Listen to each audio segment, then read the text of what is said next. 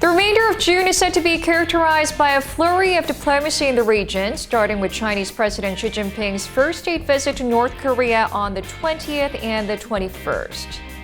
Following their meeting in Pyongyang, a U.S.-China summit and a South Korea-China summit will happen on the sidelines of the G20 gathering that's taking place in Osaka, Japan on the 28th and the 29th.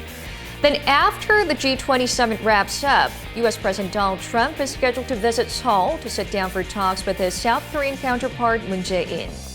So within just 10 days, all of the major players in the North Korean negotiations will be holding one-on-ones one after another. And the 10-day window is expected to provide hints to gauge where the currently stalled denuclearization dialogue is headed. The event that's in the biggest spotlight is this week's North Korea-China summit.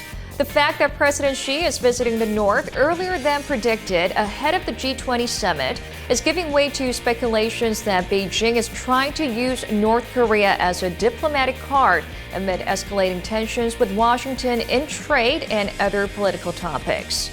With North Korean leader Kim Jong-un having met with President Xi before or after every important summit with the U.S. or South Korea, there is hope that the fifth Kim-Xi meeting could send a signal that the North is ready to return to the negotiating table. Seoul's top diplomat Kang Kyung-hwa told reporters that enhanced communication between Pyongyang and Beijing would contribute to denuclearization of the peninsula and establishing peace in the region. But there are also those who say by holding a summit with North Korea before the one with the U.S., President Xi might be aiming to show off the traditionally close Pyongyang-Beijing relations to pressure Washington in issues of dispute. So he's visiting Pyongyang not to play the role of a facilitator in the nuclear talks, but rather to remind the U.S. of China's influence over North Korea.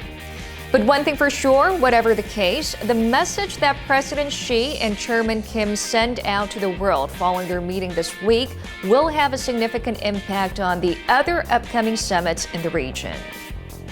A crucial month for the region, and the South Korean government has pledged to use all diplomatic means during this period to help resume the denuclearization negotiations with the North.